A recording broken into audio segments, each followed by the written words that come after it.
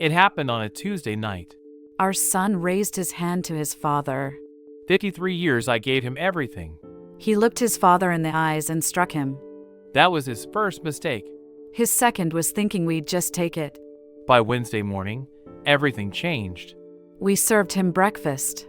And a plate of consequences he'd never forget. You see, we built an empire on our backs. And he thought he could just take it. But respect isn't inherited, dear. It's earned. And lost in a single moment. I need you to understand something before I tell you this story. My name is Henry Henderson, and I'm 73 years old. The woman sitting next to me is Martha, my wife of 54 years. We're not victims. We're not saints. We're just two people who learned a long time ago that dignity isn't something you beg for. It's something you take back when someone tries to strip it away. And that Tuesday night in November, our only son tried to take mine. He raised his hand to me in my own home, the home I built with these calloused hands, and he struck me across the face like I was nothing. Like I was garbage. Like 53 years of sacrifice meant absolutely nothing. I watched it happen, you know. I was standing right there in the kitchen doorway, holding a dish towel, frozen. You never think you'll see something like that. Not from your own child. Not from the baby boy you rocked to sleep every night, who cried when he scraped his knee, who used to climb into our bed during thunderstorms. But there he was, our Michael, 37 years old, 6 feet tall, wearing a suit that cost more than our first car, and his fist connected with Henry's cheekbone. The sound echoed through that house like a gunshot. I dropped the dish towel. I couldn't breathe. My husband, the man who never raised his voice to that boy, who worked 18-hour days to give him everything we never had, was on the floor holding his face, and our son was standing over him breathing hard like some kind of animal. You want to know what I did in that moment? Nothing. I sat there on that marble floor, tasting blood in my mouth, and I looked up at this stranger wearing my son's face, and I made a decision. I didn't yell. I didn't threaten. I didn't even stand up right away. I just looked at him, really looked at him, and I saw exactly what he'd become. A man who thought power came from violence. A man who thought because his name was on the CO letterhead at Henderson Automotive, he owned everything, including the two people who built the company from absolutely nothing. And I realized something in that cold, crystal clear moment on my kitchen floor. I had failed him. Not by being too harsh. By being too soft. By giving him everything and teaching him the value of nothing. Henry finally stood up, slowly, using the kitchen counter for support. Michael was already backing away, and I could see it in his eyes, that split second of regret, that flash of the little boy who knew he'd done something terrible. But it was gone as fast as it came. His face hardened again. He pointed his finger at Henry and said, "This is what happens when you disrespect me in my own company." His own company. Those words hung in the air like poison. Henry just nodded, touched his lip where it was split and bleeding, and looked at our son with an expression I'd never seen before. Not anger. Not hurt. Something colder. Something final. He said, "Get out of my house, Michael." No shouting. No drama. Just 5 quiet words that changed everything. Michael laughed. Actually laughed. He said, "Your house? Everything here is because of me, old man. The company is mine. This house is collateral on company loans I approved. Your retirement fund is tied to stock options I control. You're living in my world now, and you better remember it." Then he grabbed his keys off the counter, straightened his tie, and walked out. The front door slammed. Martha came to me, touched my face gently, examined the damage. We stood there in that big, expensive kitchen, in that house we'd lived in for 23 years, and we both knew what we had to do. We'd been preparing for this possibility longer than Michael realized. You don't build a company from nothing without learning to protect yourself. And you don't survive 54 years of marriage without learning to fight together when someone comes for your family. Even if that someone is your own son. That night, neither of us slept. We sat in our bedroom, door locked, and we talked. Really talked, the way we used to when we were young and had nothing but each other and a dream. Henry's face was swelling, a deep purple bruise blooming along his cheekbone, and every time I looked at it, I felt this rage building inside me that I didn't even know I was capable of. But Henry was calm. Eerily calm. He held my hand and said, "Martha, we need to make some phone calls in the morning." I knew exactly what he meant. You see, what Michael didn't know, what he'd never bothered to learn in his arrogance, was that Henderson Automotive wasn't built the way he thought it was built. Let me take you back 35 years. It was 1988, and Martha and I had just bought a failing auto repair shop in a rundown part of town with every penny we'd saved and a loan from Martha's brother that we paid back with interest within 2 years. I was 38 years old, Martha was 36, and Michael was 2 years old, sleeping in a playpen we kept in the office because we couldn't afford childcare. We worked 16, 18, sometimes 20 hours a day. Martha did the books, answered phones, kept the place clean, took care of Michael. I did the repairs, built relationships with customers, learned everything I could about every make and model that came through those bay doors. We lived in a tiny apartment above a laundromat. We ate pasta 6 nights a week. We drove a rusted-out pickup truck that broke down more than the cars we were fixing. But we had something Michael never understood. We had partnership. We had respect. We had a shared vision. By 1995, we had 3 locations. By 2000, we had 12. By 2005, we were the largest independent automotive service chain in the state, and manufacturers were approaching us about exclusive partnerships. Henry was brilliant, you understand. Not educated, not in the formal sense. He never finished college. But he understood people. He understood business. He understood that if you treated your customers with respect, paid your employees fairly, and kept your word, success would follow. And it did. But here's what Michael never knew, what we never told him because we wanted him to earn his place, not inherit it through legal tricks. The original company, Henderson Automotive LLC, the entity that owned everything, every location, every asset, every trademark, that company was structured very carefully. Martha and I each owned 49% of Henderson Automotive. The remaining 2% was held in trust, with very specific conditions attached. We'd set this up back in 1992 with a lawyer named Patricia Donnelly, a sharp woman who'd handled some complicated estate planning for Martha's family. Patricia told us, "You need to protect yourselves and protect the company from future liabilities, including family disputes." Smart woman. We never thought we'd need that protection from our own son, but we built it anyway. The trust stipulated that those final 2%, which represented controlling interest when combined with either of our shares, could only be voted by unanimous agreement between Martha and me. If either of us felt the company was being mismanaged or if there was a threat to our personal safety or dignity, we could invoke a clause that transferred full operational control back to us, immediately, bypassing any appointed CEO or board members. When Michael graduated from business school in 2010, we were so proud. He had ideas, energy, ambition. We made him VP of Operations, and he excelled. By 2015, we promoted him to CEO. Henry was 65, I was 63, and we were ready to step back, to enjoy our later years, to travel, to finally rest. We transferred operational control to Michael, gave him the authority to make decisions, to expand the business. And he did expand it. He took Henderson Automotive from a regional chain to a national presence. He secured contracts with major manufacturers. Revenue tripled. We were impressed. We really were. But something changed in him. The success went to his head. He started treating employees like numbers on a spreadsheet.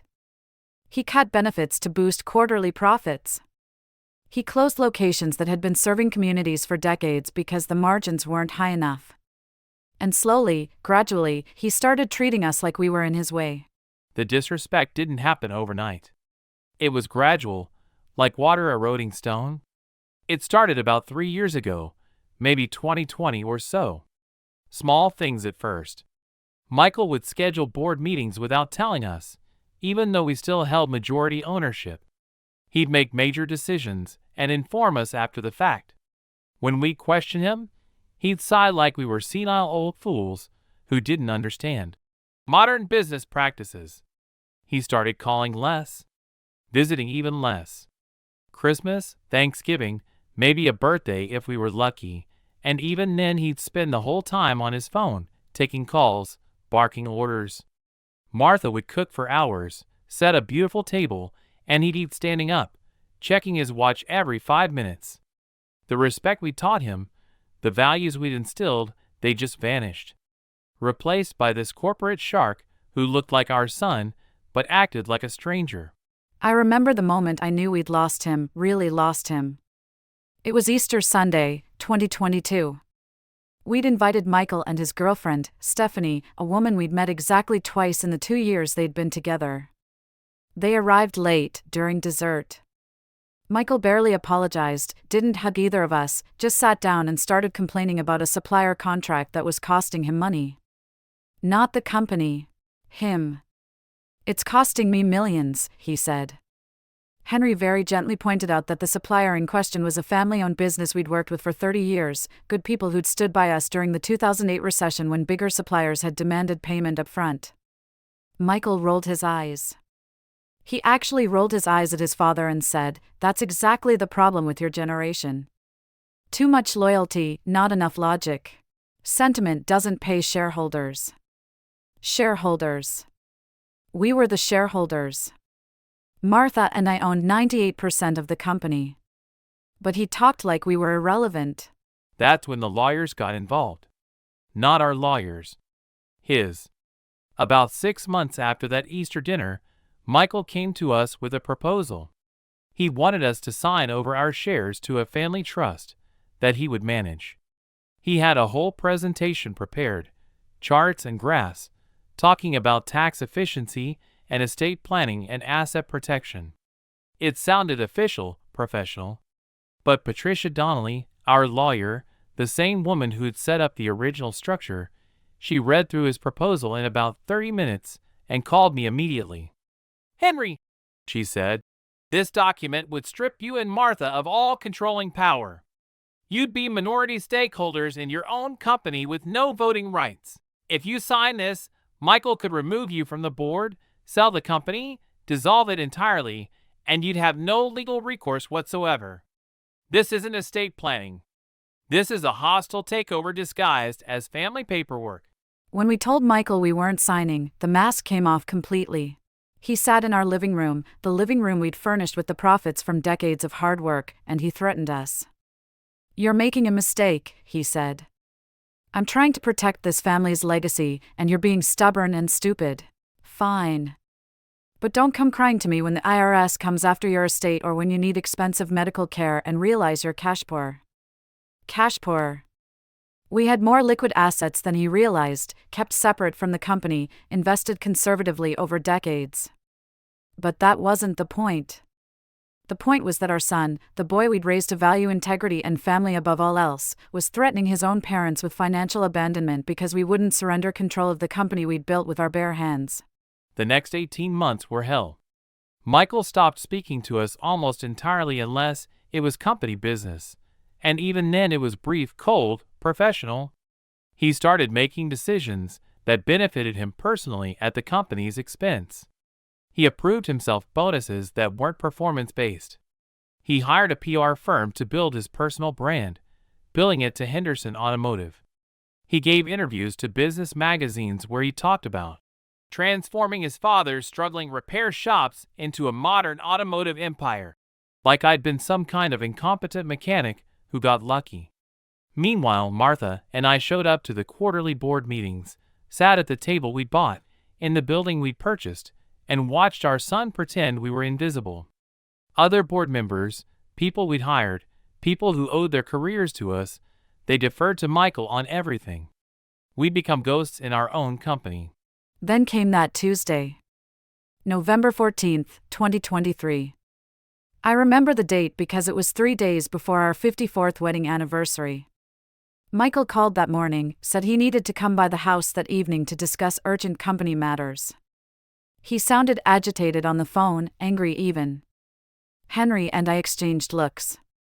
We both knew something was coming. I spent the afternoon cooking, not because I thought food would help, but because cooking calmed my nerves.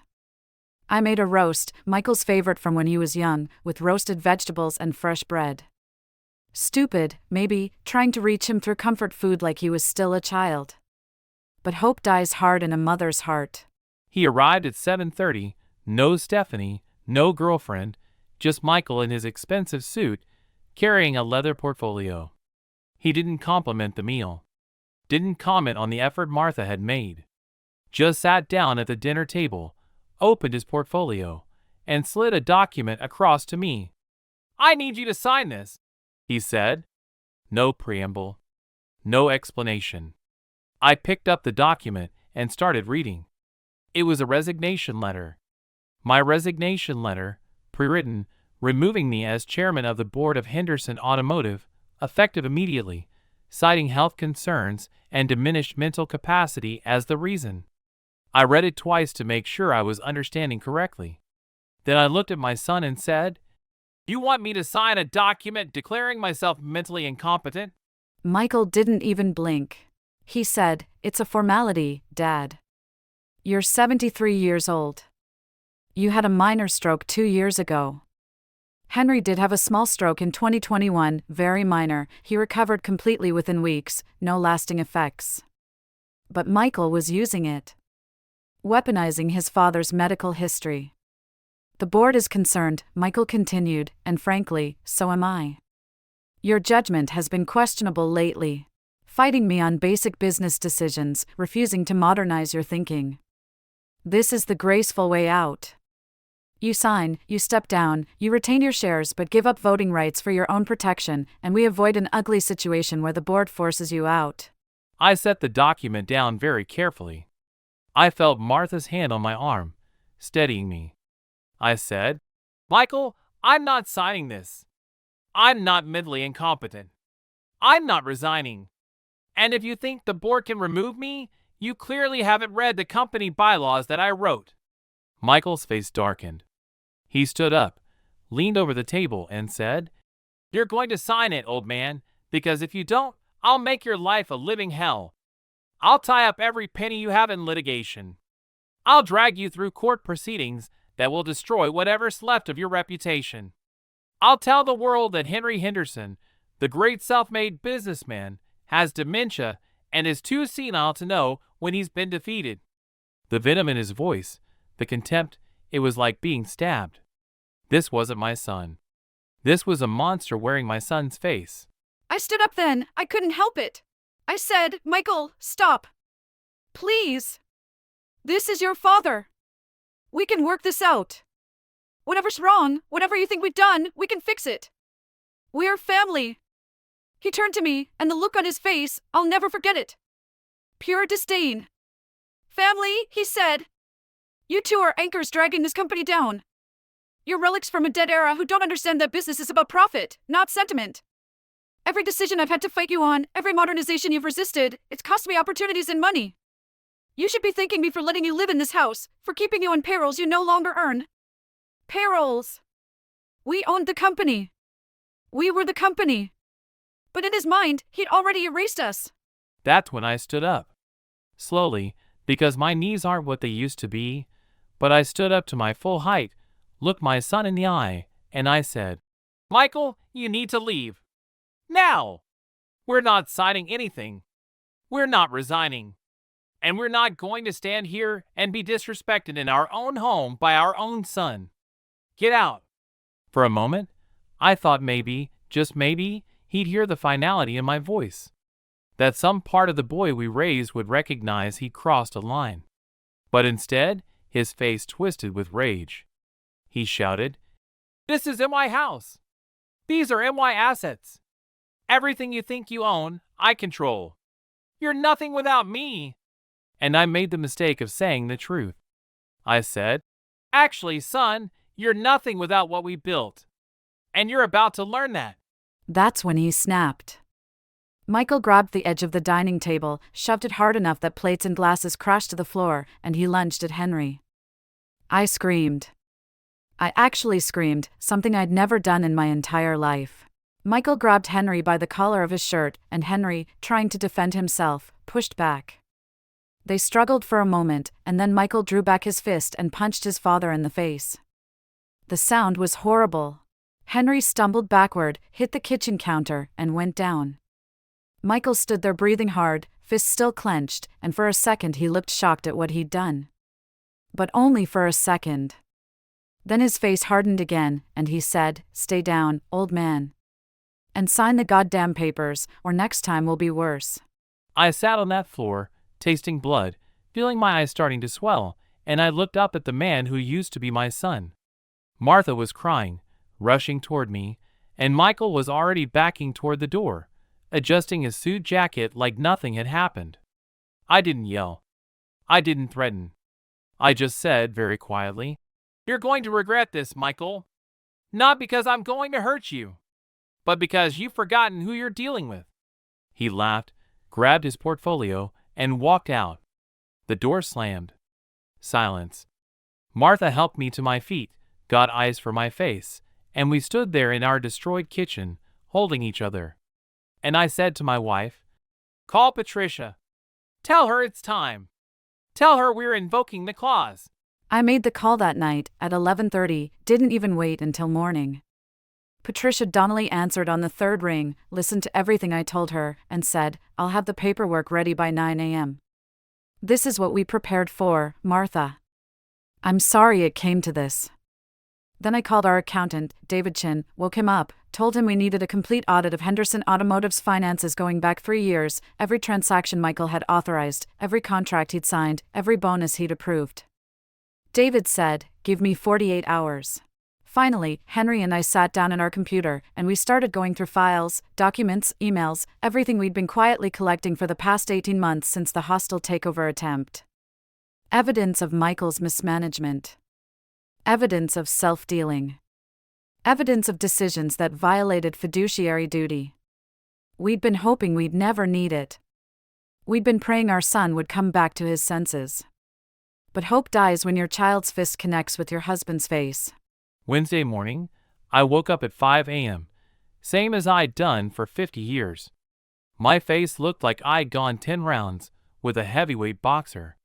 Purple and black bruising covered half my face, my eye was swollen almost shut, and my lip was split. Martha took pictures. Lots of pictures. Evidence. Then she helped me get dressed in my good suit, the charcoal gray one I'd worn to important meetings back when I still ran the company day to day. I looked in the mirror, at this battered old man staring back at me, and I thought about all the battles I'd fought to build Henderson Automotive. Battles with banks who wouldn't lend to a working-class mechanic. Battles with competitors who tried to undercut us. Battles with economic recessions and changing markets. But never, not once in 50 years, did I think I'd have to fight my own son. While Henry was getting dressed, I was in the kitchen preparing breakfast. Not just any breakfast. Michael's favorite, Belgian waffles with fresh strawberries and whipped cream, perfectly crispy bacon, freshly squeezed orange juice, and French press coffee. I set the dining room table with our best china, the set my mother had given us as a wedding present 54 years ago, plates we only used for special occasions. I folded cloth napkins precisely, placed fresh flowers in the center, made everything beautiful. Henry came downstairs and saw what I was doing, and he understood immediately. This wasn't about food. This was about ritual. This was about showing our son, one final time, the level of grace and dignity he'd rejected. This was about demonstrating that even after what he'd done, we were still civilized people. And that made what we were about to do even more devastating. At 7:30 a.m., I sent Michael a text message. First communication since he'd walked out the night before. It read, "Son, please come to the house at 8 a.m. Your mother has prepared breakfast. We need to discuss last night. No lawyers, no documents, just family. Please." I knew he'd come. Men like Michael, men drunk on power, they can't resist the opportunity to gloat, to see their victims submit. He texted back within 5 minutes. "Fine, but I expect you to be reasonable. Papers better be signed." I showed Martha the text. She read it, nodded once, and went back to the kitchen. At 7:45, Patricia Donnelly arrived at our back door, carrying 2 large accordion folders and a laptop. At 7:53, Davidson arrived with his own files. We set everything up in Henry's study, away from the dining room, out of sight. Everything needed to be perfect. At exactly 8 a.m., Michael's Mercedes pulled into our driveway. I watched through the kitchen window as he got out of his car, straightened his tie, checked his phone one more time, and walked toward the front door with this confident swagger that made my stomach turn. He knocked, didn't use his key, which he'd always done before. Henry opened the door. I heard Michael say, "Jesus, Dad, your face. You should see a doctor." Not an apology. Not remorse. Just a statement, clinical and detached, like he was observing someone else's injury. Henry said, "Come in, son. Your mother made breakfast." Michael walked past him into the house, and I came out of the kitchen, wiping my hands on a towel, forcing a smile that felt like swallowing glass. We sat down at that beautiful table Martha had prepared. Michael looked at the spread, the effort, the care, and said, "Mom, you didn't have to go to all this trouble. I can't stay long. I have a 9:30 conference call."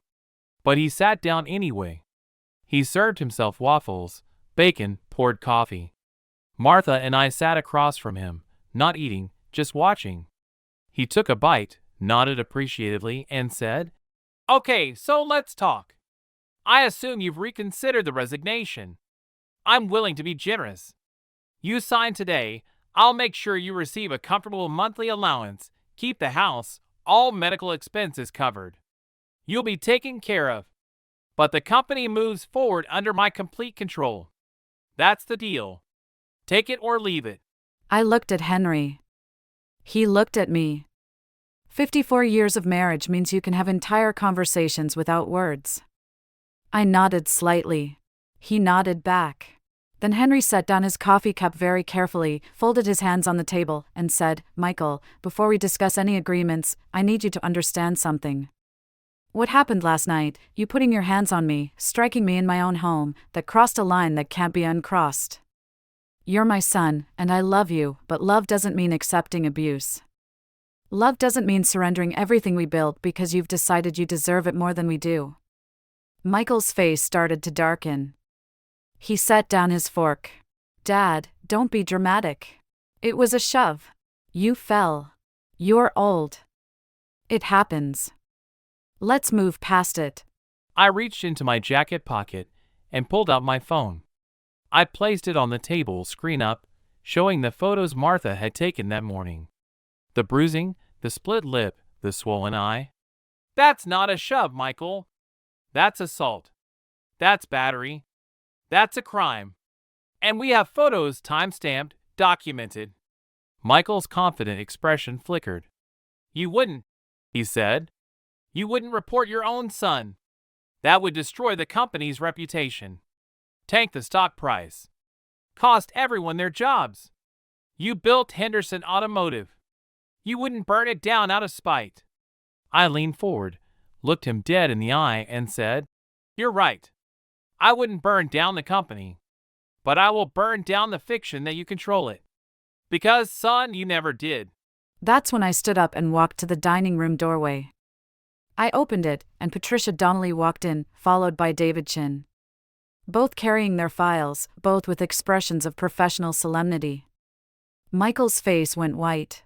He stood up so fast his chair tipped over. "What is this?" he demanded. "What are they doing here?" Henry said, very calmly, "Michael, I'd like to reintroduce you to Patricia Donnelly, our corporate attorney for 32 years, and David Chin, our personal accountant for 25 years. They have some information you're going to want to hear." Patricia set her accordion folder on the table, opened it, and pulled out a thick document. "Mr. Henderson, the younger Mr. Henderson, I'm here to inform you that as of this morning, effective immediately, you are being removed as CEO of Henderson Automotive LLC.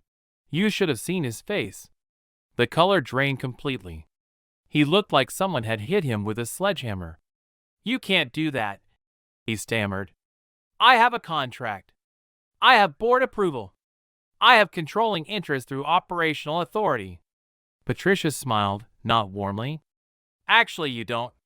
You have a contract that contains a morality clause, which you violated by committing assault and battery against the company's majority shareholder.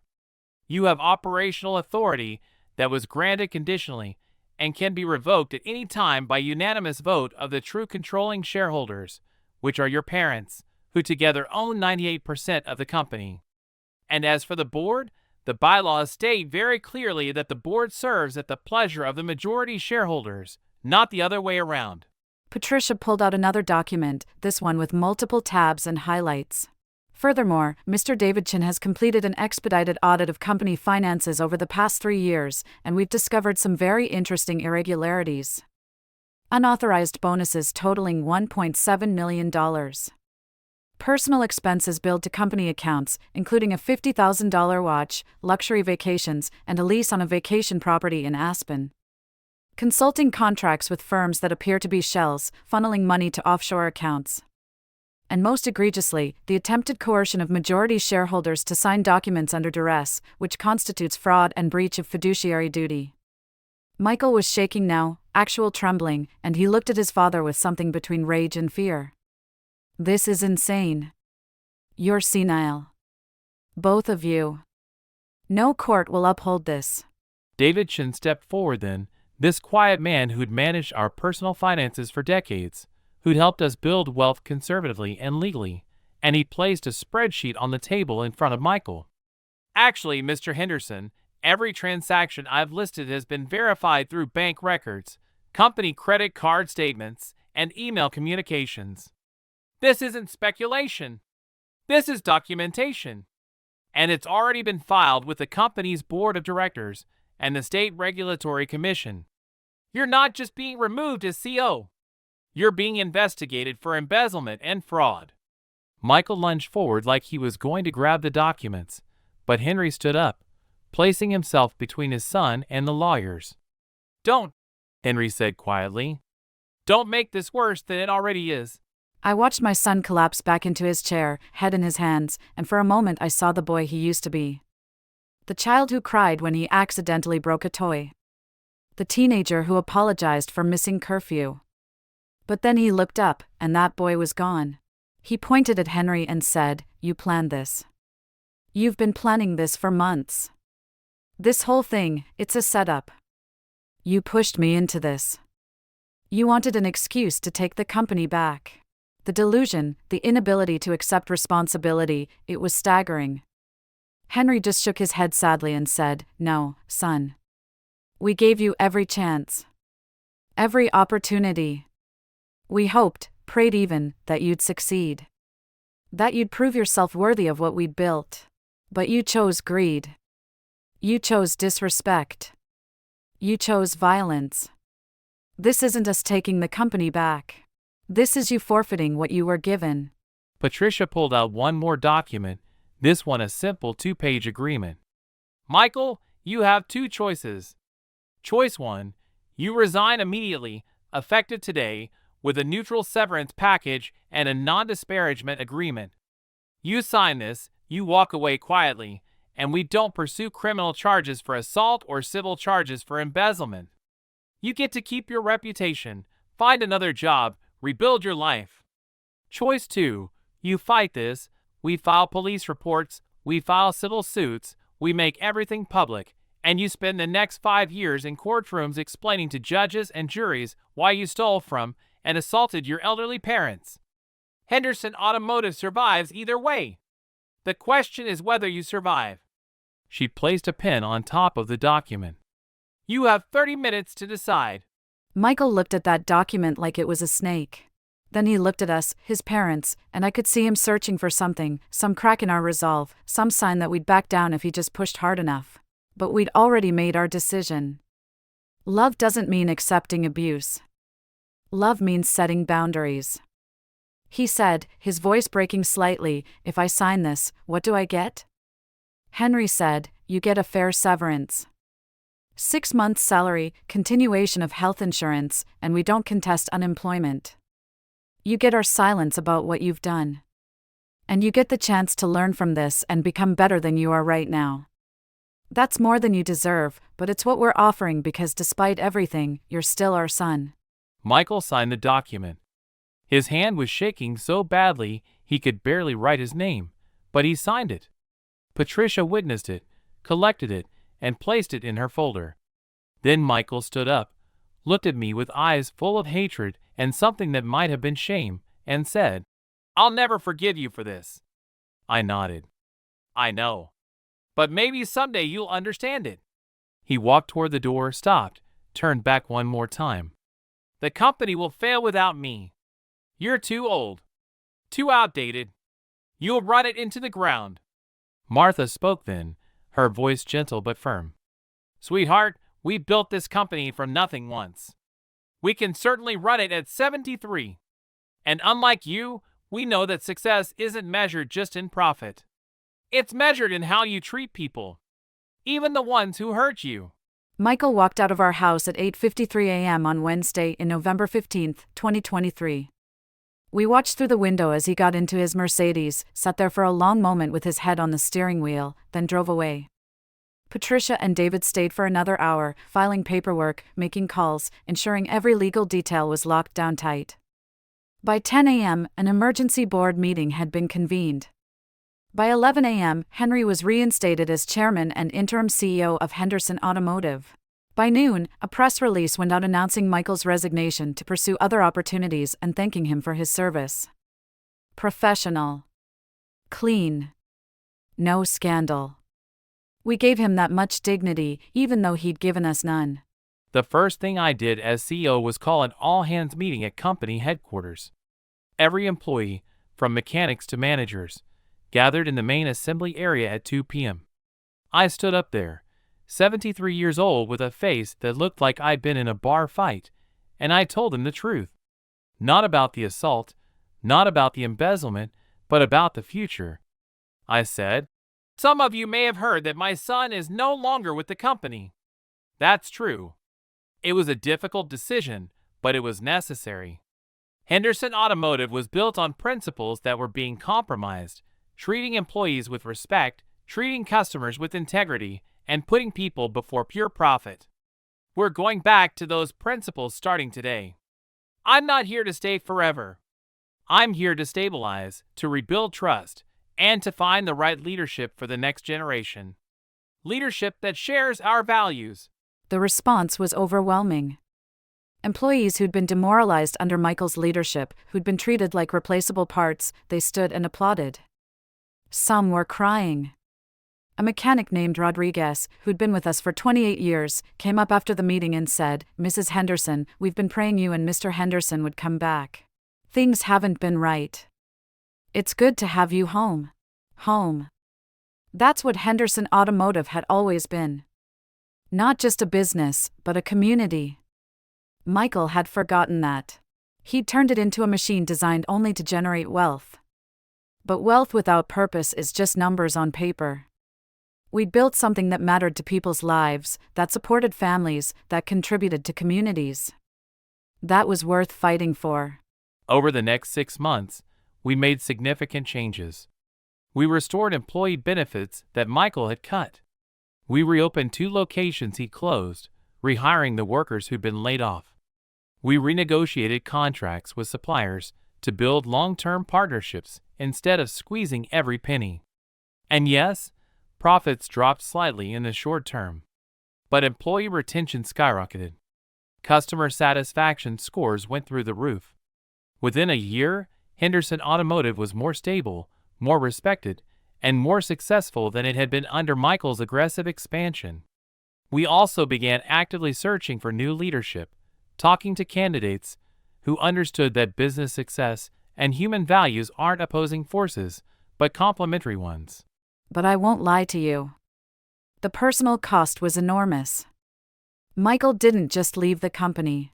He left our lives. He changed his phone number. He moved to another state, Colorado we think, though we're not certain. He sent us no communication, no birthday cards, no Christmas greetings, nothing. We'd saved the company, protected our employees, preserved our legacy. But we'd lost our son. Some nights, I'd lie awake wondering if we'd made the right choice. If there was something else we could have done. If we'd been too harsh. Henry would hold me and remind me that we'd given Michael every opportunity to choose differently. That love sometimes means letting people face the consequences of their actions. That we'd done what was necessary, not what was easy. But it still hurt. It still hurts. A year after Michael walked out, we attended a business conference in Chicago. Henderson Automotive had just been named Small Business of the Year by the National Automotive Service Association, recognition of our turnaround and commitment to ethical business practices. During the awards dinner, a young woman approached our table. She was probably 30, professionally dressed, carrying a portfolio. "Mr. and Mrs. Henderson," she said, "I'm Sarah Chin. I don't know if you remember me, but I interned at Henderson Automotive 10 years ago when I was in business school. Your son fired me after 3 months because I questioned one of his decisions about cutting employee health care." I remembered her vaguely, a bright young woman who'd asked intelligent questions. "I remember," I said. "I'm sorry about what happened." Sarah sat down, and she told us her story.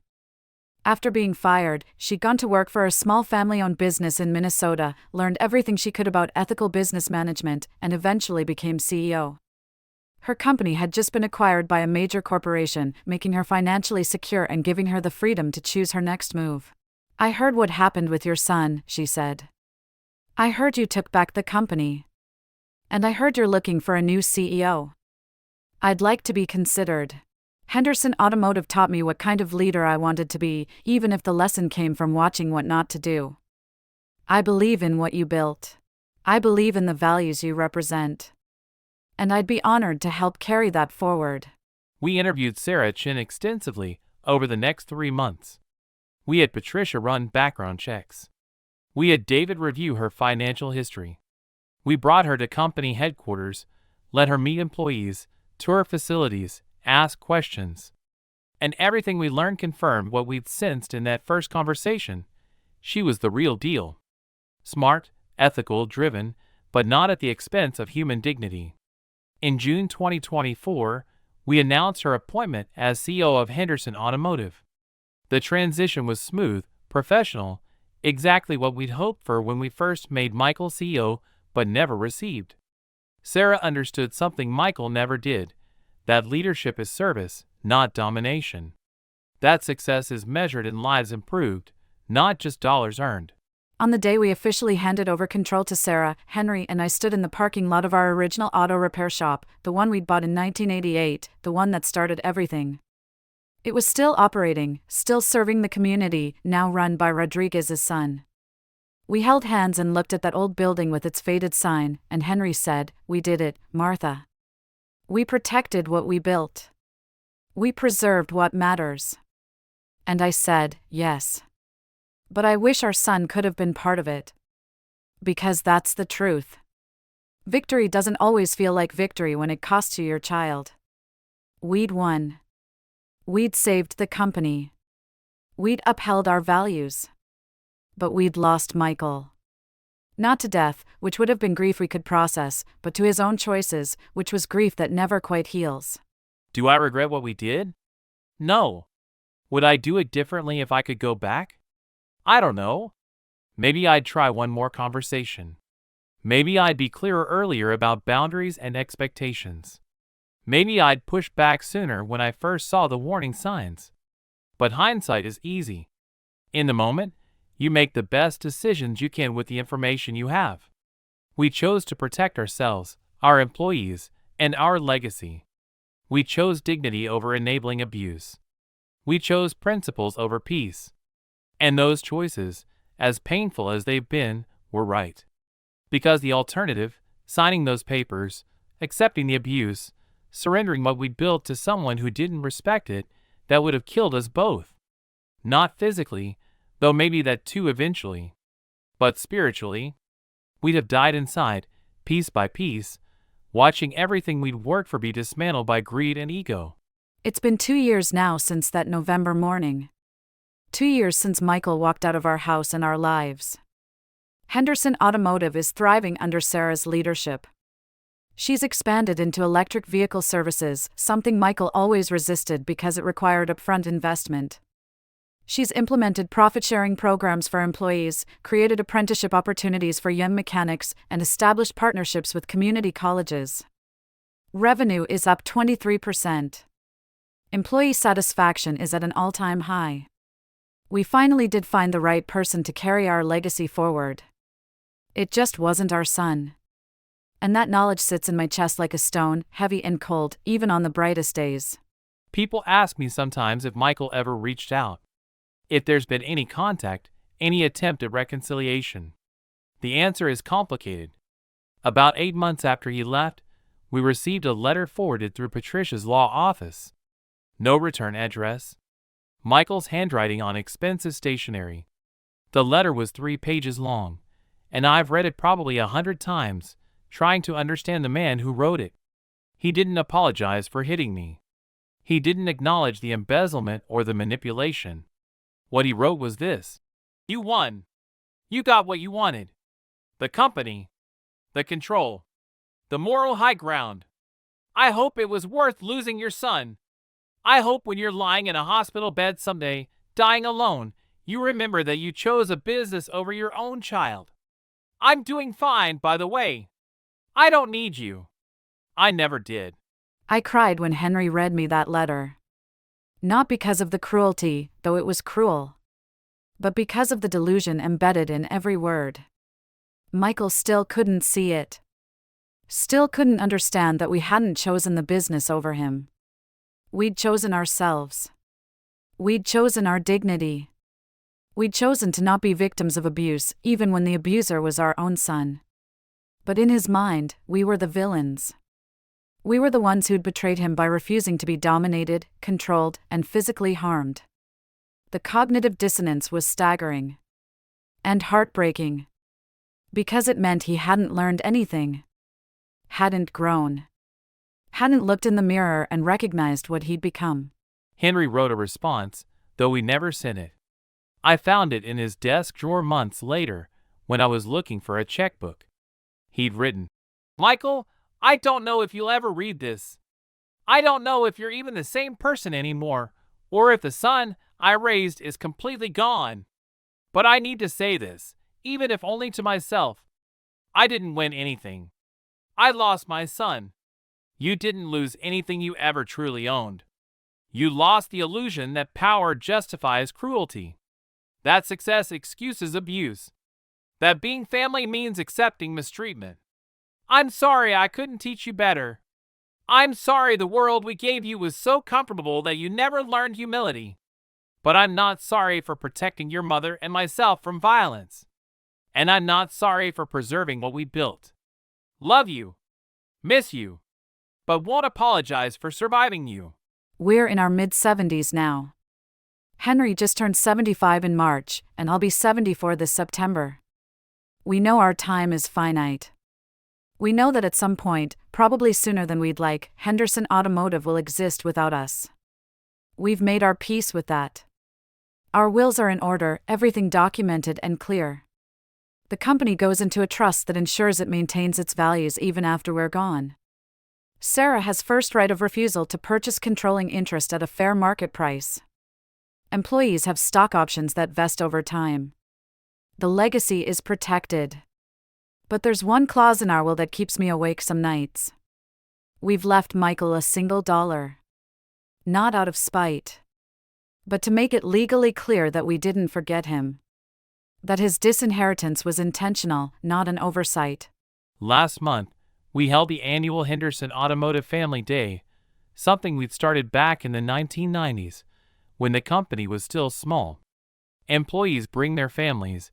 We have a barbecue, games for kids, tours of the facilities. Sarah has continued the tradition, and it's grown to over 300 people. I was standing by the grill, flipping burgers like I used to do 30 years ago, when a young mechanic named Tommy approached me. He couldn't have been more than 25, tattooed arms, shy smile. He said, "Mr. Henderson, I just wanted to thank you. My dad worked for you back in the day, before you promoted your son. He always said you were the best boss he ever had. Fair. Honest. When he got sick, you kept paying his insurance even after he couldn't work anymore. He passed away last year, but he made me promise that if I ever got a chance to work at Henderson, I'd take it. So I did. And I wanted you to know that what you built, it matters. It mattered to my dad, and it matters to me. I watched Henry talk to that young man, saw the way his eyes got misty, the way he gripped Tommy's shoulder and said, "Your father was a good man. I'm glad you're here. I'm glad you're part of this." And in that moment, I understood something I'd been struggling with for 2 years. The legacy isn't Michael. The legacy is Tommy. It's Rodriguez and his son. It's every employee who's built a life around the stability we provided, every family we've supported, every community we've strengthened. Michael was supposed to be part of that legacy, but he chose differently. And while that breaks my heart as a mother, it doesn't diminish what we've accomplished. We built something bigger than one person. Bigger than family. Bigger even than ourselves. That evening, Martha and I drove home in comfortable silence. We pulled into our driveway, the same house we'd lived in for 23 years, the house where our son had struck me, and I felt something unexpected, gratitude. Not for the pain, not for the loss, but for the 54 years I've had with the woman beside me. For the partnership that's weathered poverty, success, betrayal, and grief. For the fact that when everything fell apart, we had each other. Michael might have had the title of CEO. He might have had the office and the authority. But he never had what Martha and I have, a relationship built on mutual respect, shared sacrifice, and unconditional partnership. That's the real inheritance. That's what we're leaving behind. Not just a company, but an example of what it means to stand together when the world tries to break you apart. If you're listening to this story, and you're a parent, I want you to hear this clearly. Loving your children doesn't mean sacrificing your dignity. It doesn't mean accepting abuse. It doesn't mean enabling their worst impulses because you're afraid of losing them. Sometimes, the most loving thing you can do is set a boundary and enforce it, even when it costs you everything. We lost our son, yes. But we kept our souls. We kept our integrity. We kept each other. And on the scale of what matters in this life, that balance, as painful as it is, was the right one. I'd make the same choice again, even knowing the price. And if you're a child, any age, listening to this, understand something. Your parents aren't infinite resources to be exploited. They're human beings who deserve respect, dignity, and kindness. The sacrifices they made to raise you, to educate you, to give you opportunities they never had, those sacrifices don't obligate you to live your life a certain way. But they do obligate you to basic decency. You don't have to agree with your parents on everything. You don't have to follow their path. But you damn sure better not raise your hand to them. You better not steal from them. You better not look at the people who gave you life and treat them like obstacles to be removed. Because the world turns, as we say, and the arrogance that makes you think you're invincible today will be the weakness that destroys you tomorrow.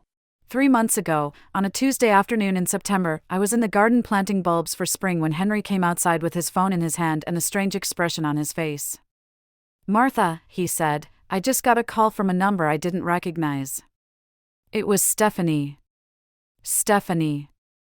Michael's girlfriend, the woman we'd met twice, the woman who'd been with him when everything fell apart. I stood up, brushed the dirt from my knees, and said, "What did she want?" Henry said, "She wanted to know if we'd be willing to meet with her." Just her. Not Michael. She said she has something to tell us, something we need to hear. She's in town for a few days. I'll admit, my first instinct was to refuse. What could this woman possibly have to tell us that we'd want to hear? Was this some scheme of Michael's, sending his girlfriend to soften us up, to manipulate us into some kind of reconciliation on his terms? But Martha looked at me and said, "Henry, what if she's trying to help? What if she's trying to warn us about something? We should at least listen." So against my better judgment, I agreed. We met Stephanie 2 days later at a quiet coffee shop downtown, neutral territory. She was early, sitting at a corner table, and when she saw us come in, she stood up immediately. The first thing she said was, "Thank you for coming. I know you have no reason to trust me." Stephanie looked different than I remembered. Thinner, maybe. Tired. She'd aged in the 2 years since we'd last seen her, and not in a good way. We sat down, ordered coffee we didn't drink, and waited. She took a deep breath and said, "I need to tell you what happened after Michael left Henderson. He moved to Denver, like you might have heard. He tried to start his own consulting firm, leveraging his experience at your company. It failed within 6 months. Clients didn't trust him. Word had gotten around in the industry about why he'd left Henderson, not the official story but the real one. People talk. His reputation was damaged." She paused, swallowed hard. "He spiraled. Started drinking heavily. Became paranoid, convinced that you were blacklisting him, telling people not to hire him.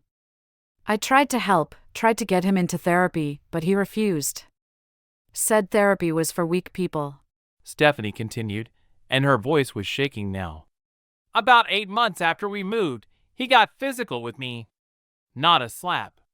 A punch. Just like what he did to you, Mr. Henderson. He was drunk, angry about a job rejection, and he blamed me for not being supportive enough.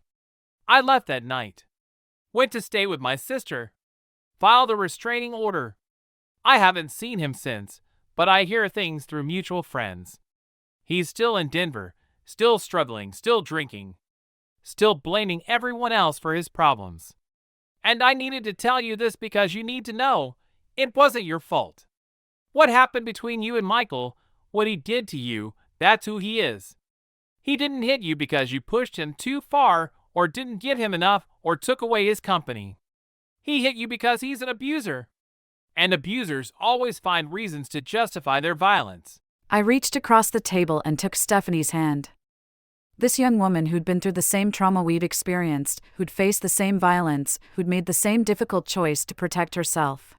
I said, "I'm so sorry that happened to you. And I'm glad you got out. You deserved better." She squeezed my hand and said, "So did you.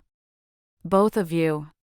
And I wanted you to know that if you ever doubt your decision, if you ever wonder if you were too harsh or didn't try hard enough, don't. You did exactly what you needed to do. You saved yourselves. I just wish I'd known your story before I moved to Denver with him. Maybe I would have seen the warning signs." After Stephanie left, Martha and I sat in that coffee shop for another hour, not talking, just processing. Learning that our son had replicated his violence with someone else, that the pattern continued, that we weren't the anomaly but the beginning, it was devastating in a new way. Because it confirmed what we'd feared but hoped wasn't true. Michael wasn't just having a bad day when he hit me. He wasn't just stressed or overwhelmed or pushed beyond his limits. He was someone capable of violence. Someone who used physical force to control people when he couldn't control situations. And that person, that stranger, happened to share our DNA and our last name. But he wasn't the boy we'd raised.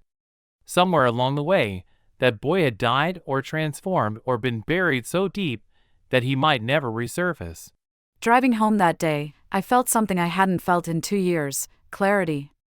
All the doubt, all the second-guessing, all the late-night conversations where I'd asked Henry if we'd been too harsh, if we'd given up too easily, if we'd failed as parents, all of that dissolved. We hadn't failed Michael. We'd given him every advantage, every opportunity, every lesson about right and wrong. We'd modeled integrity and respect and hard work. But at some point, he'd chosen differently. He'd chosen ego over empathy.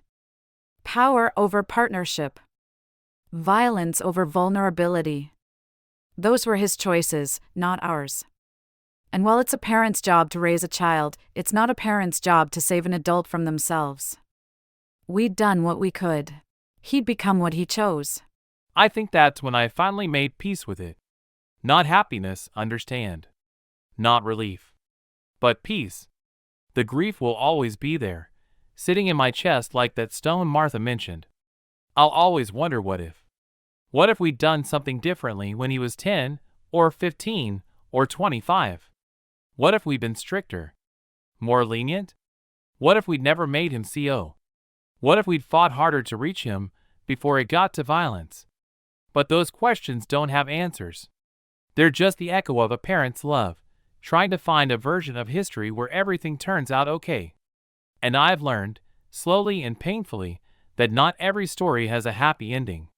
Some stories just have survival. Some stories just have choices made and consequences faced. And that has to be enough. Life continues, as it always does. Sarah has hired a brilliant young CFO, a woman named Jennifer who reminds me so much of myself at that age, hungry to prove herself, fiercely intelligent, deeply ethical. The company is expanding into 3 new states next year. We're talking about franchising opportunities, something Henry always resisted because he wanted to maintain quality control, but Sarah has systems in place that make it viable. Our little auto repair shop from 1988 is becoming a regional powerhouse again, but built on the right foundation this time. Built on values, not just ambition. And Henry and I, we're slowly stepping back. Still on the board, still consulted on major decisions, but letting Sarah lead. Trusting that what we built will outlive us, will continue making a positive impact long after we're gone. Last week, Martha and I drove past our old apartment, the one above the laundromat where we lived when Michael was a baby. It's been renovated, gentrified, probably costs 5 times what we paid in rent back then. We sat in the car, looking up at those windows, and Martha said, "Do you remember how happy we were? How we'd sit up there at night, broke as hell, eating pasta, dreaming about the future?" I said, "I remember. We thought if we could just make enough money, everything would be okay. Success would solve all our problems." She nodded. "We were so naive." But then she smiled, that smile I fell in love with 54 years ago, and said, "But we were together. That part we got right." And she was right. Whatever else we got wrong, whatever mistakes we made as parents or business owners or people, we got that part right. We stayed together. We stayed true to each other. And when the worst came, we faced it side by side. These days, our life is quiet. We wake up early, have breakfast together, read the newspaper. Henry still goes into the office twice a week, not because he has to but because he likes to stay connected, to mentor young employees, to remind himself why we fought so hard to preserve the company. I volunteer at a local women's shelter, working with women who've left abusive relationships. Stephanie's story, Michael's violence, it opened my eyes to a world I'd been privileged enough to avoid for most of my life. These women, they're survivors just like us. They made the hard choice to protect themselves and their children from people they loved. And if my story, our story, can give even one of them the courage to leave or the strength to rebuild, then maybe the pain wasn't completely wasted. I've also taken up woodworking, something I had always wanted to do but never had time for. I have a small workshop in our garage, and I make things. Cutting boards, picture frames, small furniture pieces. Nothing fancy, but it's meditative, working with my hands again after years of sitting in boardrooms and staring at spreadsheets. I made Martha a jewelry box for our 54th anniversary, cherry wood with dovetail joints, lined with velvet. She cried when I gave it to her. She said it reminded her of when we were young and couldn't afford nice things, so I'd make them. The circle of life, I suppose. You spend your whole life climbing towards success, and then when you finally get there, you realize the simple things were always the best things. The one thing we don't have, the absence that echoes through our quiet house, is grandchildren. Michael was our only child. We'd always assumed, always hoped, that someday we'd have grandchildren to spoil, to pass our stories to watch grow up. That loss is compounded now. Michael is 40 years old. If he has children someday, we'll likely never meet them. That generational connection, that continuation of family beyond ourselves, it's just gone. Sarah jokes sometimes that the employees at Henderson are our extended family, and in a way she's right. But it's not the same. There's a specific kind of love that grandparents have for grandchildren, a second chance at innocence, at joy, at shaping the future. We'll never experience that. That door is closed. But you know what? I still don't regret it. Even knowing everything we've lost, everything we'll never have, I don't regret standing up to Michael. I don't regret protecting Martha and myself. I don't regret choosing dignity over family peace. Because the alternative, living in fear of our own son, walking on eggshells in our own home, surrendering everything we built to avoid conflict, that wouldn't have been living. That would have been dying slowly, piece by piece, until there was nothing left of us but hollow shells going through the motions. We're 75 and 73 years old. We've earned the right to live our remaining years with dignity and peace. And if that means living them without our son, so be it. I want to say something to any parents out there listening to this, any parents dealing with difficult adult children, any parents wondering if they're being too harsh by setting boundaries. Here's what I've learned: you can love someone from a distance. You can hope for someone's happiness while refusing to participate in their dysfunction. You can mourn the relationship you wish you had while accepting the relationship that actually exists. And you can do all of that without guilt. Because you didn't break the relationship. You just stopped pretending it wasn't already broken. Your job was to raise them. You did that. Their job is to become decent human beings. If they choose not to, that's on them, not you. Let it go. Protect yourself. Live your life. And trust that you did the best you could with what you knew at the time. 6 months ago, something unexpected happened. We received a package in the mail, no return address, postmarked from Denver. Inside was a leather-bound journal, the expensive kind with gold-edged pages, and a short typed note that said, "I found this in Michael's apartment when I helped him move. Thought you should have it. Stephanie." The journal was Michael's, dated from about 5 years ago, back when he was still CEO, back before everything fell apart. Martha and I sat at our kitchen table, that journal between us like a live grenade, and we debated for an hour whether to read it. Would it help? Would it hurt? Would it change anything? Finally, Martha said, "We need to know. We need to understand who he really was, even if it's painful." So we opened it. And we read. The journal was revealing in ways I wish it hadn't been. Early entries showed the Michael we thought we knew, ambitious, driven, full of ideas for expanding the company.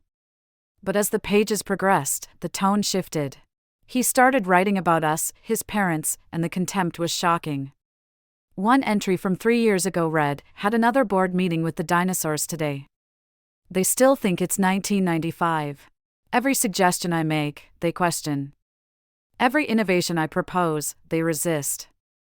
They're like anchors dragging this ship down, and I'm the only one who sees it. Sometimes I look at them sitting there, so proud of their little empire, and I think, you have no idea how irrelevant you are. I'm the one who made this company matter. Me. Not them." Another entry, dated about 2 years ago. "Mom asked me today why I don't visit more. Said she misses me. I wanted to tell her the truth. I don't visit because every time I'm around them, I feel like I'm suffocating. They're so small-minded. So satisfied with their mediocre little legacy.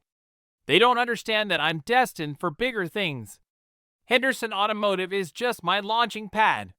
Once I've sucked everything useful out of it, once I've built enough credibility and connections, I'll move on to something actually impressive. They'll die never knowing that their precious company was always just a stepping stone for me." Reading those words, written in my son's handwriting, felt like being gutted. This was how he saw us. This was what he really thought. And we'd had no idea. There was one entry that made me close the journal and walk away for a full day before I could continue reading. It was dated 4 months before the assault, and it read, "I understand now why successful people distance themselves from their parents. It's not cruelty. It's necessity. My parents represent everything I'm trying to evolve beyond: working class values, small-time thinking, this pathetic obsession with treating people right like that's somehow more important than winning. Their weight's around my neck. I love them in that abstract way you love people you're obligated to love, but I don't respect them. How can I? They're proud of owning 12 auto shops. 12. I'm networking with people who own international corporations, and I have to pretend that my parents' little achievement is something other than embarrassing. That was my son. That was what he thought of us while we were lying awake at night worrying about him, praying for his success, celebrating his achievements like proud fools. The final entry in the journal was dated 2 days before he hit me. It was short, just 3 sentences. They're going to sign the papers. I've backed them into a corner. By this time next week, I'll finally be free of their interference, and Henderson Automotive will truly be mine. Reading that was like watching a documentary about a stranger. The person who wrote those words wasn't my son. Or maybe he was, and I'd never really known him at all. Maybe the loving little boy, the grateful teenager, the ambitious young professional, maybe those were all just phases, performances, masks he wore until he didn't need to wear them anymore. Or maybe something broke inside him along the way, some capacity for empathy or humility, and the person he became was both my son and a complete stranger simultaneously. We burned the journal. Not out of anger, but out of necessity. Keeping it felt like preserving poison, like holding on to evidence of our own foolishness. We took it to our backyard fire pit on a Saturday morning, and we watched it burn page by page. Henry said, "He's really gone, isn't he? The boy we raised. He's been gone for years. We just didn't want to see it." And I said, "Yes. He's gone." We held hands and watched Michael's words turn to ash, and I felt this strange sense of finality. Like we were cremating the son we thought we had, laying him to rest so we could stop mourning someone who'd never really existed. The Michael we loved was a fiction. The Michael who wrote those journal entries was the truth. And accepting that truth, as agonizing as it was, brought a kind of terrible peace. 2 months after burning the journal, Henderson Automotive was featured in a major business publication, a 6-page spread about companies that put people first in a profit-driven world. They interviewed Sarah, interviewed several employees, and they asked to interview Martha and me about the company's origins and values. We agreed, but on one condition: no discussion of Michael's departure beyond the official story. The journalist, a sharp woman named Rebecca, honored that agreement. The article was beautiful, highlighting everything we'd built, the culture we created, the impact we'd had on employees and communities. There was one photo that ran with the article: Martha and me standing in front of the original shop, the same spot where we'd taken our final portrait 2 years ago. We looked old. We looked tired. But we also looked proud. And we looked together. The article went viral, as they say these days. We started receiving emails and letters from people across the country, small business owners thanking us for the inspiration, employees from other companies saying they wished their bosses valued people the way we did, even other elderly parents who'd faced similar situations with their adult children thanking us for representing dignity in later life. One letter particularly moved me. It was from a woman in Texas whose son had stolen from her business, and when she confronted him, he'd threatened her physically. She'd been agonizing over whether to press charges, terrified of what people would think, terrified of losing her son. She wrote, "Reading about your story, about how you chose yourselves, gave me the courage to file a police report. My son is facing consequences for the first time in his life. I don't know if he'll ever speak to me again, but I know I did the right thing. Thank you for showing me that protecting yourself isn't the same as stopping love." That letter made me realize something. Our story, our painful, private nightmare, it mattered to other people. It gave them permission to protect themselves. It showed them that survival sometimes requires cutting ties with people you love.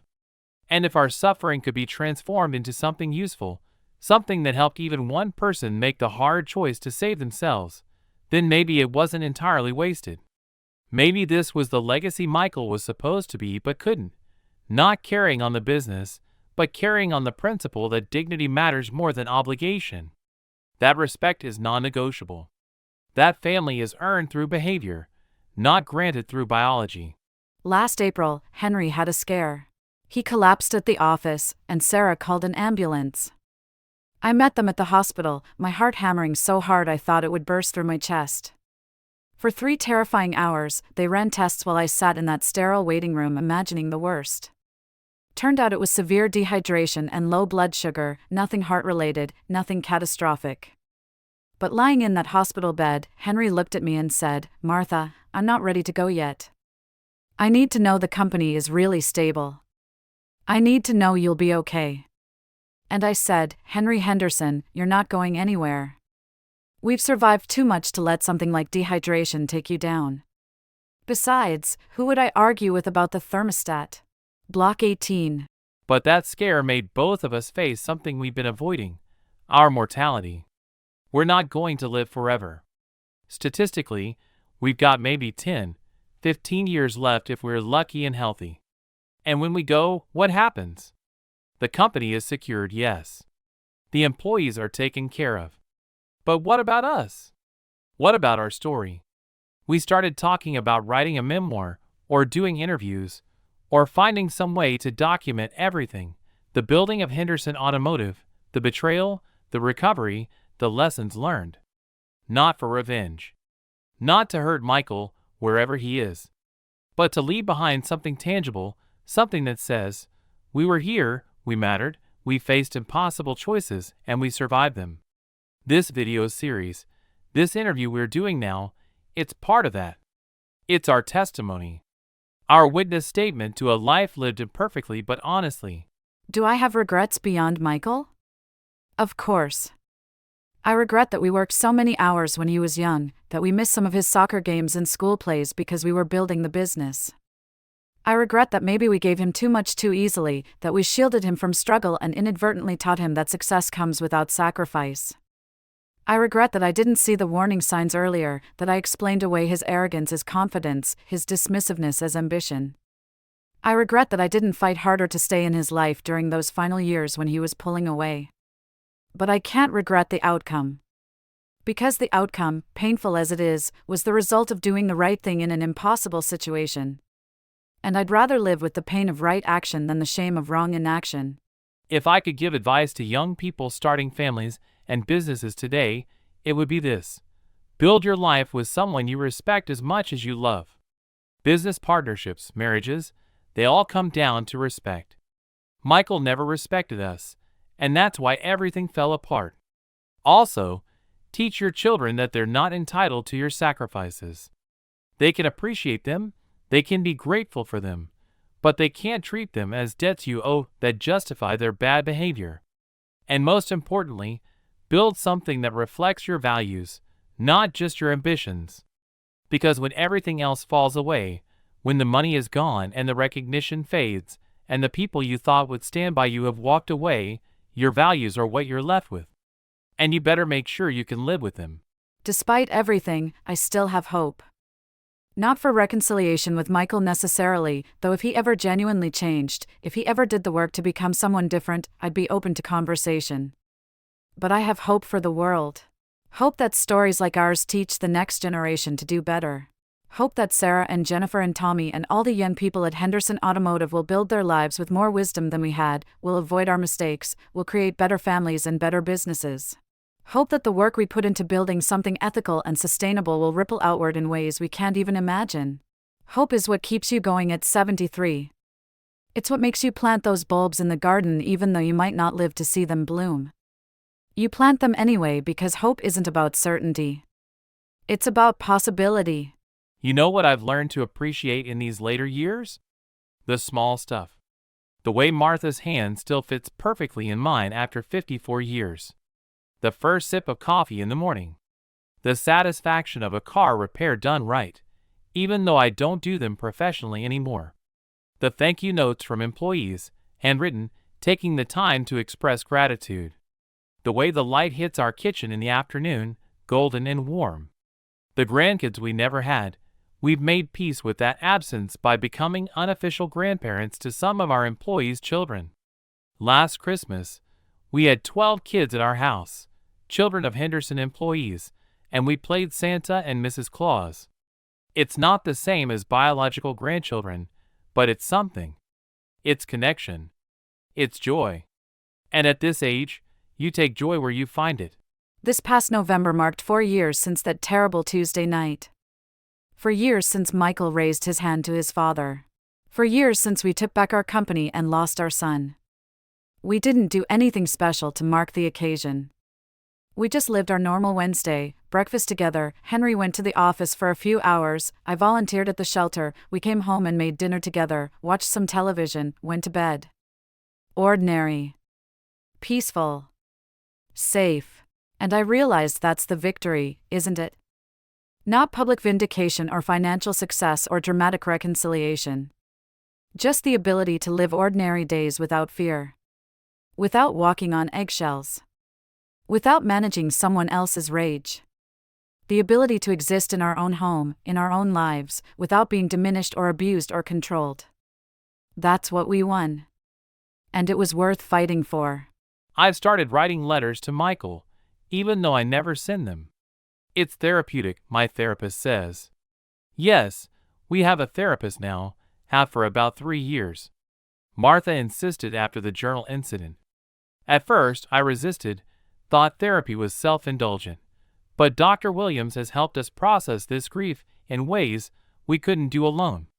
Anyway, these letters to Michael, they're not angry. They're honest. I tell him about the business, about Sarah's successes, about employees he used to work with. I tell him about our lives, about the small joys and the persistent sadness. I tell him I forgive him, even though I'm not sure that's entirely true. I tell him I hope he's found peace, even though I doubt he has. And I tell him that the door isn't locked, that if he ever genuinely wanted to talk, to understand, to acknowledge what happened, we'd listen. But I never send the letters. They're for me, not him. They're my way of staying human, of not letting bitterness calcify my heart. Someone asked me recently, at the women's shelter where I volunteer, whether I thought people could really change. Whether abusers could genuinely become different people. It's a question I've thought about constantly for 4 years. And here's what I've come to believe: yes, people can change. But change requires several things. First, genuine acknowledgement of harm caused, not justification or minimization. Second, sustained effort over time, not just words but actions that demonstrate growth. Third, acceptance of consequences, understanding that saying sorry doesn't erase damage or obligate forgiveness. And fourth, evidence of change witnessed by multiple people over years, not months. Michael hasn't done any of these things as far as I know. So while I believe change is theoretically possible, I also believe it's exceedingly rare. And I've learned to protect myself from the hope that someone will change when they've shown no indication they're even trying. Henderson Automotive's 15th consecutive profitable quarter was announced last week. Sarah has positioned the company beautifully for the future: electric vehicle services, sustainable practices, employee ownership programs. We're not just surviving in a changing market, we're thriving. And the culture, the thing Martha and I cared about most, it's stronger than ever. Exit interviews show that employees leave only for relocation or retirement, almost never for better opportunities elsewhere. Glassdoor ratings are off the charts. We've been named one of the best places to work in the state 3 years running. This is the legacy. This is what we protected when we stood up to Michael. Not just a business, but a way of doing business. Proof that you can be successful without being ruthless. That you can prioritize people and still be profitable. That ethics and excellence aren't opposites but partners. I don't cry about Michael anymore. That feels important to say. For the first 2 years, I cried frequently, in the shower, in the car, late at night when Henry was asleep. Grief would ambush me at random moments, triggered by the smallest things. A father and son laughing together at the grocery store.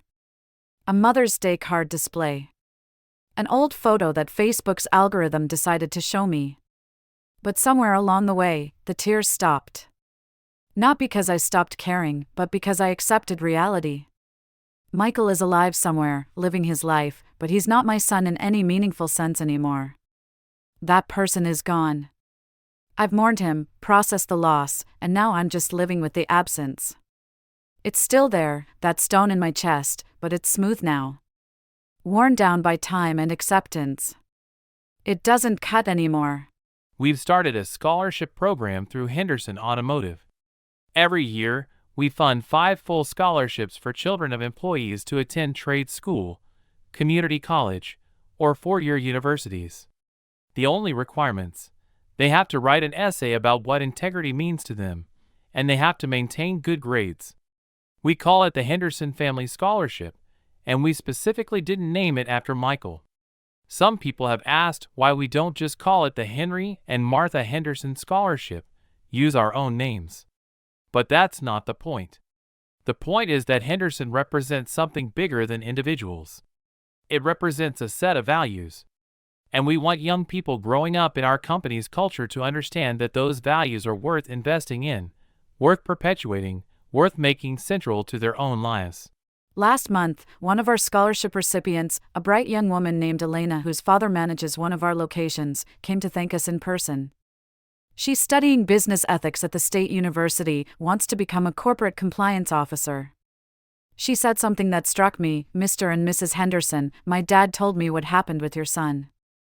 I hope that's okay. He told me because he wanted me to understand that doing the right thing sometimes costs you everything, but it's still worth doing."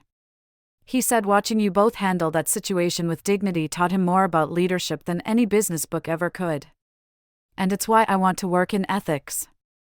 Because companies need people who will make the hard calls, who will prioritize integrity over profit or comfort.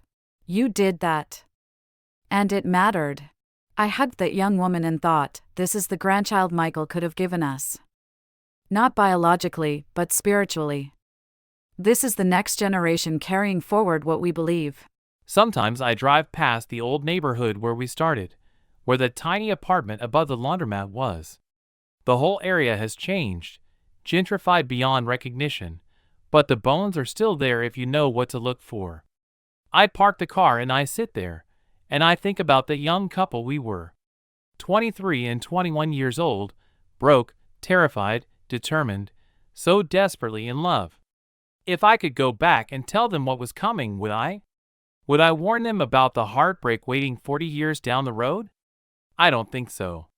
Because warning them might make them give up. Might make them choose safety over ambition. Might rob them of the 54 years of partnership and struggle and triumph that made them who they are. We didn't know we were building the strength we'd need to survive our son's betrayal. But we were. Every sacrifice, every challenge, every year of choosing each other, it was all preparation for the hardest test of our lives. Right now, today, this very moment, Henry and I are okay. We're healthy enough, busy enough, connected enough to community and purpose. We have each other. We have a company that's thriving and doing good in the world. We have employees who respect us and young people we're mentoring. We have financial security and comfortable home and the freedom to spend our time as we choose. We have therapy and friends and small pleasures. We have this opportunity to tell our story, to maybe help someone else facing similar choices. What we don't have is our son. And that absence colors everything, like a shadow that never quite leaves. But shadows only exist in the presence of light. And there's still light in our lives. Still beauty. Still meaning. Still love. If Michael is out there somewhere, listening to this or reading about it or hearing about it secondhand, I want him to know this. I don't hate you. I'm not your enemy. What I am is a father who protected himself and his wife from violence, who refused to enable destruction, who chose boundaries over blind loyalty. You made choices. I made choices. We all have to live with those choices. But son, if you ever genuinely want to understand what happened, if you ever want to take real responsibility and not just offer hollow apologies, my door isn't locked. I'm not promising reconciliation.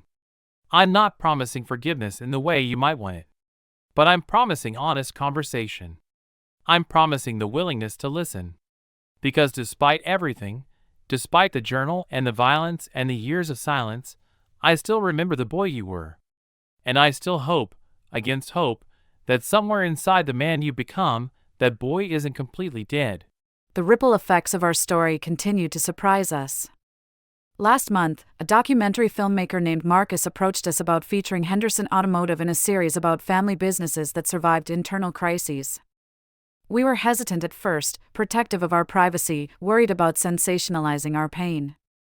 But Marcus wasn't interested in exploitation. He wanted to show the reality, that sometimes love means letting go, that boundaries are acts of self-preservation not betrayal, that companies can thrive when values come before profit. We agreed to participate, on the condition that we controlled the final narrative about Michael. We wouldn't trash him publicly. We wouldn't reveal the journal entries. We'd simply tell the truth, that family conflict led to necessary separation, and we've all moved forward in different directions. The filming was strange. Sitting in our living room with cameras and lights, being asked to relive the worst moments of our lives for public consumption. But something unexpected happened.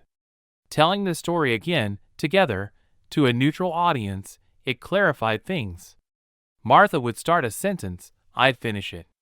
I'd remember a detail, she'd add context.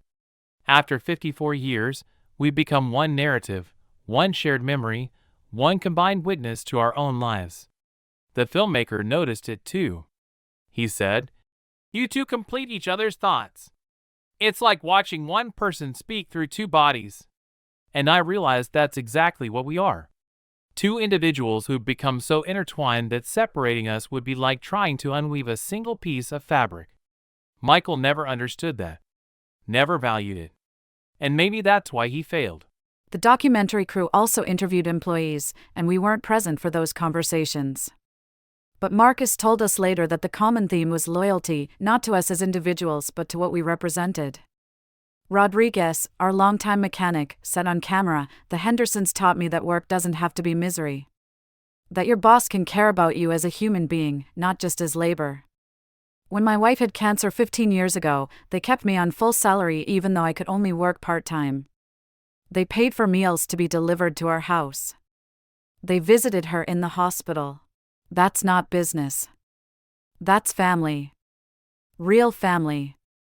Tommy, the young mechanic whose father we'd helped, said, "I've never met their son, but I know this, you don't abandon people like the Hendersons.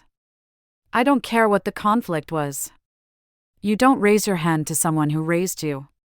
You don't steal from people who gave you everything. Whatever he did, he's a fool." Hearing these testimonials was both gratifying and painful. Gratifying because it confirmed that what we built mattered, that our values created real positive impact in people's lives. Painful because it highlighted the contrast between how our employees see us and how our own son saw us. We were heroes to strangers and disappointments to our own child. That paradox sits uncomfortably in my chest. Martha says it's because Michael saw our flaws up close, saw us as imperfect humans, while employees saw us as benevolent employers. She's probably right. But I think it's deeper than that. I think Michael resented the very things that made us good employers: our willingness to prioritize people over profit, our commitment to fairness over favoritism, our belief that success should be shared, not hoarded. Those values constrained him, made him feel less powerful, less free to do whatever he wanted. So he rejected them, and us in the process. Sarah has grown into the role of CEO in ways that continually impress us. She's not just maintaining what we built, she's evolving it thoughtfully. Last quarter, she launched a mental health initiative, free counseling services for all employees and their families, paid mental health days, training for managers on recognizing burnout and depression. When she presented the program to the board, she said, "The Hendersons built this company on the principle that people matter. Mental health is part of that. If we only care about physical health, we're only caring about half the person." The program costs significant money, cuts into profit margins. Some board members balked. But Sarah held firm, and we backed her completely. 3 months in, productivity is actually up. Turnover is down. Employees are bringing their best selves to work because they feel genuinely cared for. Proof that doing right and doing well aren't opposites. We've finalized our estate planning, a process that took nearly 6 months and more emotional energy than I expected. The company goes into the trust as planned, with specific provisions ensuring employees are protected even if future leadership tries to change course. Our personal assets, accumulated over 50 years of careful investment and modest living, are being divided among several beneficiaries. Significant donations to the women's shelter where Martha volunteers, to trade schools and community colleges in our area, to organizations that support small business development. We're also establishing a permanent endowment for the Henderson Family Scholarship, ensuring it continues long after we're gone. And yes, Michael is in the will. $1, with a clause explaining that this is not an oversight but an intentional statement that he's been considered and his behavior has consequences. We've also written letters to be opened after our deaths, addressed to Sarah and the board, to key employees, to the scholarship recipients, even to the community. These aren't dramatic or maudlin. They're simply our final words of wisdom, our accumulated knowledge about business and life and relationships. Henry's letter talks about integrity being the only asset that never depreciates. About how shortcuts might get you somewhere faster, but the destination won't be worth reaching if you've lost yourself along the way. My letter talks about the partnership between us, how marriage and business partnership require the same skills: communication, respect, shared values, willingness to fight for each other, not against each other. We're leaving behind more than money or a company. We're leaving behind a philosophy, documented and deliberate, for anyone who wants to learn from our lives. I'd be lying if I said we're not slowing down. Last month, I turned 75, and my body reminds me daily that I'm no longer young. My knees ache. My back goes out if I stand too long. I take more medications now than I did 10 years ago: blood pressure, cholesterol, a baby aspirin for heart health. Martha has her own issues: arthritis in her hands that makes it hard to do needlework she used to love, vision problems that require stronger glasses every year, occasional memory lapses that terrify both of us even though the doctor says they're normal aging. We're not dying, but we're definitely aging. And with that aging comes the acute awareness that our time is finite, our influence temporary, our physical presence on this earth borrowed and soon to be returned. We've started working through a bucket list, nothing exotic or expensive, just experiences we want to have while we still can. We took a train trip through the Rockies last summer, something we'd talked about for 30 years but never prioritized. We renewed our wedding vows on our 54th anniversary, a small ceremony with just close friends, Patricia and David, Sarah and her partner, a few key employees. We've started attending concerts again, something we stopped doing when we were busy building the business. Last week we saw a symphony perform Beethoven's Ninth, and I held Martha's hand in the dark auditorium and felt overwhelmingly grateful for her, for music, for the simple miracle of being alive and together despite everything that's tried to break us. The grandchildren question still haunts me sometimes. I see men my age at the park, pushing toddlers on swings, teaching them to ride bikes, their faces lit up with uncomplicated joy. I see grandmothers at coffee shops, showing photos on their phones, talking about first words and school plays, and all the small milestones that give life continuity beyond your own existence. And I feel the absence like a phantom limb, this ache for something I'll never experience. Martha and I have talked about adoption, about becoming foster grandparents through formal programs. We've looked into it. But at 75 and 73, agencies are hesitant. We're too old, they say gently. The children need families who'll be around for decades. They're right, of course. But it doesn't make the absence hurt less. 3 months ago, something happened that shook us both. We were having dinner at a restaurant downtown, a nice Italian place we go to for special occasions. We just ordered when I saw him. Michael.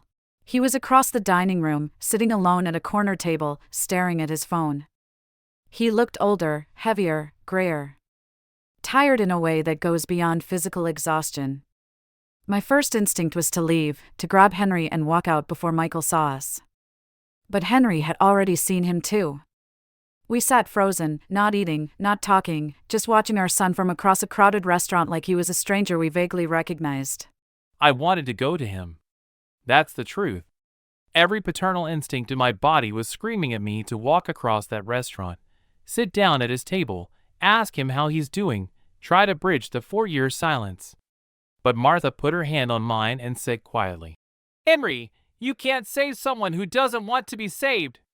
And you can't force a conversation he's not ready to have. If he wanted to talk to us, he knows where we live. He knows our phone numbers. The silence is his choice." She was right. As much as it killed me to sit there and do nothing, she was right. So we stayed at our table, and we ate our dinner, and we watched our son sit alone across the room. And after about 30 minutes, he paid his bill and left without ever looking in our direction. That night, lying in bed, we talked for hours about what we'd seen. Michael looked unwell. Not sick exactly, but worn down, defeated in a way we'd never seen him even at his worst. Henry said, "What if he's struggling? What if he needs help?" And I said, "Then he needs to ask for it. We can't chase him, Henry. We can't force our help on someone who's made it clear they don't want us in their life." But the question lingered, how much responsibility do we still have? At what point does parental love require respecting someone's autonomy, even when they're making choices that hurt them? We don't have clear answers. Just the uncomfortable truth that sometimes the most loving thing you can do is nothing at all. Against Martha's advice, I did something impulsive. The next day, I sent Michael an email, the first communication I'd initiated in 4 years. I kept it simple. "Son, we saw you at Giuseppe's last night. You looked like you might be going through a difficult time. If you ever want to talk, no agenda, no judgments, just talk, I'm here. We're here. No response needed unless you want to respond. Dad." I sent it at 9 in the morning. By noon, my email was marked as read. But no response came. Not that day, not the next week, not ever. The silence was its own answer. Whatever Michael is struggling with, he's chosen to struggle alone. And I have to respect the choice, even though everything in me wants to fix it, help him, save him from whatever darkness he's facing. That encounter set us back emotionally, I won't lie. For a few weeks afterward, I found myself checking my phone constantly, hoping for a text, an email, something. Henry would get a distant look in his eyes at random moments, lost in thoughts I couldn't quite reach. We'd worked so hard to accept Michael's absence, to make peace with the loss, and then seeing him unexpectedly ripped open wounds we thought had healed. But gradually, we stabilized again. We talked it through in therapy. We reminded ourselves of the journal, the pattern of violence, the years of disrespect. We acknowledged that the Michael we saw in that restaurant is the same Michael who hit his father and embezzled from the company. Physical proximity doesn't change fundamental character. Seeing him doesn't erase what he did. And wanting to help him doesn't obligate us to chase him or force reconciliation he clearly doesn't want. Last month, Henderson Automotive celebrated 40 years in business. 40 years since we bought that failing repair shop with borrowed money and borrowed courage. Sarah organized a massive celebration. Employees past and present, suppliers, community partners, even some competitors we developed respectful relationships with over the decades. The mayor came, gave a speech about economic development and community values. We received a proclamation declaring it Henderson Automotive Day in the city. It was overwhelming, humbling, bittersweet. Because the one person who should have been there, the one person whose absence was loudest in the room, was our son. People asked about him. We had a prepared answer. "Michael is pursuing other opportunities. We wish him well." Polite. Final. True enough. Henry gave a toast at the celebration that made me cry. He stood up there, 75 years old with his silver mustache and his tweed jacket, and he said, 40 years ago, Martha and I made a bet. We bet that if we worked hard, treated people fairly, and never compromised our values, we could build something that mattered. We bet that business could be a force for good, not just profit. We bet that people would respond to being treated with dignity and respect. Tonight, looking around this room, seeing all of you, I know we won that bet. This company isn't mine or Martha's anymore. It's yours. It belongs to every person who's ever turned a wrench, answered a phone, balanced a spreadsheet, or trusted us with their livelihood. You built this. You sustained it. You made it matter. Thank you for proving that our bet was worth making. After the celebration, after everyone had left, Sarah found Martha and me in the office, looking at old photos on the wall. Grand opening of our second location in 1996, employee picnic from 2003, the day we paid off the original building loan in 2008. Sarah said, "I need to tell you something. I got a call yesterday from a journalist wanting to interview me about Michael. Apparently, he's tried to start several businesses in the past 4 years, and they've all failed. There are lawsuits, creditors, Former employees claiming he owes them money. Someone's doing an expose about fallen entrepreneurs or something. They wanted me to comment, to dish dirt about why he was really removed from Henderson. I told them no comment and hung up. But you should know it's out there. The story might go public. My first instinct was protective, even after everything. I didn't want Michael destroyed publicly, didn't want his failures splashed across business publications for the world to see. Not because he deserved protection, but because we're better than that. Better than revenge, better than schadenfreude, better than kicking someone when they're down even if they kicked us first. Henry called Patricia immediately, asked her to send a letter to the journalist and publication making it clear that Henderson Automotive would not participate in any article about Michael Henderson, and threatening legal action if they used our name or story without permission. We couldn't stop the article entirely, but we could control our participation. We could refuse to add fuel to whatever fire Michael had created for himself. The article came out 2 weeks later in a mid-tier business magazine. We didn't read it. Patricia did, told us it was mostly focused on 3 other failed entrepreneurs, with Michael's story being a small sidebar. Apparently, after leaving Henderson, he tried to start a consulting firm that collapsed within months. Then a tech startup that never got funding. Then another automotive business that failed to get proper licensing. Each failure fueled more bitterness, more conspiracy theories about being blacklisted, more blame directed at everyone except himself. The article portrayed him as a cautionary tale about arrogance and entitlement. It wasn't flattering. And while part of me felt vindicated, a larger part just felt sad. Sad that his trajectory had been so predictable, so avoidable, so completely of his own making. My work at the women's shelter has become increasingly important to me in these later years. I've seen too many women whose stories mirror ours in painful ways, adult children who abuse, steal, manipulate. Family members who use love as a weapon, obligation as a chain. I've learned that the patterns are universal, that what happened to us happens to thousands of families. The specifics differ, but the core dynamic is the same. Someone decides their wants matter more than your well-being, and they'll do whatever it takes to get what they want.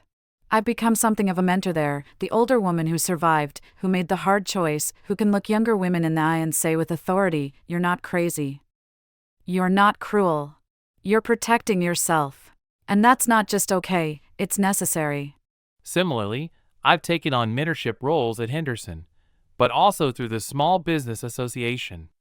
Young entrepreneurs reach out regularly, asking for advice about starting businesses, managing growth, dealing with family dynamics and family businesses. I'm always honest with them. I tell them success requires sacrifice, but not your soul. I tell them to document everything, trust carefully, and remember that blood relation doesn't guarantee trustworthiness. I tell them that the hardest business decisions are usually the right ones, and that if everyone is comfortable with your choices, you're probably not leading effectively. Some listen. Some don't. Some will learn through experience what I'm trying to teach them preemptively. That's fine. You can't save everyone from their own mistakes. People ask us sometimes what the secret is to a long marriage, especially one that survived the kind of trauma we've experienced. And the answer is both simple and complicated. The simple version, we chose each other every single day. The complicated version, we built a partnership based on mutual respect, shared values, honest communication, and the understanding that we're on the same team even when we disagree. When Michael attacked Henry, he didn't just attack one person. He attacked our unit. And that unified us in a way that made us unbreakable. We couldn't be divided because we'd spent 54 years becoming one entity. Michael never understood that. He thought attacking Henry would weaken us. Instead, it made us stronger. I think a lot about legacy these days, probably because I'm acutely aware of time running out. What will people remember about Henry and Martha Henderson? Will it be the business we built? The employees we supported? The values we upheld? Or will it be the dramatic story of family betrayal and survival? I hope it's all of it, honestly. I hope people remember that we built something meaningful from nothing. That we treated people with dignity. That we faced impossible choices with courage. And yes, that we survived our own son's betrayal without becoming bitter or broken. Because all of that is true. All of that matters. The legacy isn't just the company or the story. It's the proof that ordinary people can build extraordinary things, and that values are worth fighting for even when fighting costs you everything. But here's what matters most to me right now, in this moment. At 73 years old, I'm sitting next to the man I fell in love with when I was 19 years old. He still makes me laugh. He still holds my hand when we watch television. He still brings me coffee in bed on Sunday mornings. He still listens when I talk, really listens, like what I'm saying is the most important thing in the world. We've been through poverty and success, joy and tragedy, building and destruction. And he's still here. We're still here. Together. That's not just the secret to surviving. That's the whole point of living. Everything else, the business, the money, the recognition, even the children, it's all secondary to this, finding someone who sees you completely and chooses you anyway. Finding someone who'll fight beside you when the world gets hard. Finding someone who makes ordinary life extraordinary just by being in it. I need to be honest about something we haven't fully discussed. Our health is declining faster than we'd like to admit. Martha had a small stroke 3 months ago. Minor, the doctor said, no lasting damage, but it scared us both senseless. She was in the garden, and suddenly she couldn't speak clearly, couldn't lift her right arm. I called 911, rode with her in the ambulance, sat in that emergency room, feeling more terrified than I'd felt since Michael hit me. Because losing Martha isn't something I can prepare for. It's not something I can strategize around or protect myself from. If she goes, a piece of me goes with her. The doctor stabilized her, prescribed new medications, warned us to watch for symptoms. But the message was clear: we're on borrowed time now. Every day is a gift, not a guarantee. After the stroke, I made Henry promise me something. I made him promise that if I go first, he won't shut down. Won't become one of those widowers who just sits in an empty house waiting to die.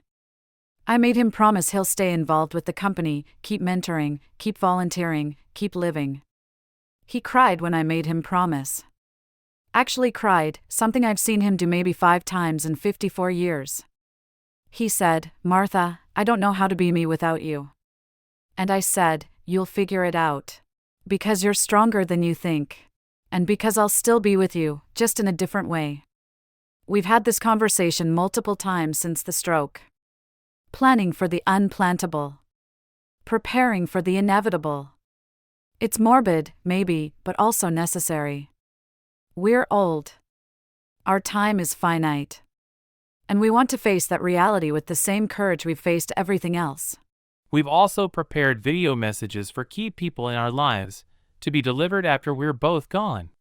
Sarah gets one, explaining why we chose her, what we hope she'll accomplish, how proud we are of her leadership. Our scholarship recipients get a collective message about education and opportunity, and the responsibility that comes with being given chances. The women at Martha's shelter get a message about strength and dignity and choosing themselves. Patricia and David get personal thank yous for decades of loyal service and genuine friendship. And yes, we recorded one for Michael too. Neither angry nor pleading, just honest. Explaining our choices, expressing our continued love despite everything, leaving the door open even from beyond the grave for him to understand, if he ever becomes capable of understanding. The message we recorded for Michael was the hardest one. We must have recorded it 15 times before we got it right, before we found the balance between honesty and compassion, between accountability and grace. The final version says this, more or less: "Michael, if you're watching this, we're gone. And you're alive somewhere, living with the choices you made and the choices we made in response. We want you to know that we never stopped loving you, even when we couldn't be in your life. Love and boundaries aren't opposites. They're partners. We loved you enough to let you face consequences. We loved you enough to protect ourselves from harm. We loved you enough to hope, even when hope seemed foolish, that someday you'd understand. If that day ever comes, if you ever truly grasp what happened and why, we hope you'll forgive yourself. Because carrying that burden alone, that's a prison we wouldn't wish on anyone. Even you." Something unexpected happened last month that brought an odd kind of peace. We were cleaning out the attic, going through old boxes, deciding what to keep and what to let go. We found Michael's baby book, the one Martha had meticulously maintained during his first years. Photos of his first bath, first smile, first steps, lock of hair from his first haircut, hospital bracelet from when he was born. We sat on the dusty attic floor, passing the book back and forth, remembering the tiny human who depended on us completely, who loved us unconditionally, who lit up when we walked into a room. And I realized something. That baby, that child, that young man we raised, he existed. He was real. What he became later doesn't erase what he was then. We get to keep those memories. We get to have loved him when love was pure and uncomplicated. And nothing Michael did afterward can take that away from us. The documentary featuring Henderson Automotive aired 2 months ago on a major streaming platform. We watched it together in our living room, nervous about how we'd be portrayed, how our story would be received. It was beautiful, honestly. Marcus captured the essence of what we'd built without sensationalizing the family drama. Michael was mentioned briefly, carefully. The founder's son briefly served as CEO before a values misalignment led to separation. That was it. No details, no dirt, no drama. The focus was on resilience, on choosing principles over profit, on the power of partnership. The response was overwhelming. Thousands of messages from viewers thanking us, sharing their own stories of family conflict, asking for advice, expressing gratitude for seeing their experiences validated. One message particularly struck me. It was from a man in his 50s who'd recently cut ties with his adult daughter after years of financial exploitation and verbal abuse. He wrote, "I've been drowning in guilt, wondering if I'm a terrible father for setting boundaries. Watching your documentary, seeing two people who clearly loved their son but refused to enable his destruction, it gave me permission to forgive myself. You didn't fail your son. He failed himself. And I didn't fail my daughter. She failed herself. That distinction matters. Thank you for showing me that loving someone and protecting yourself from them aren't mutually exclusive." I read that message to Martha, and we both cried. Because that's the legacy, isn't it?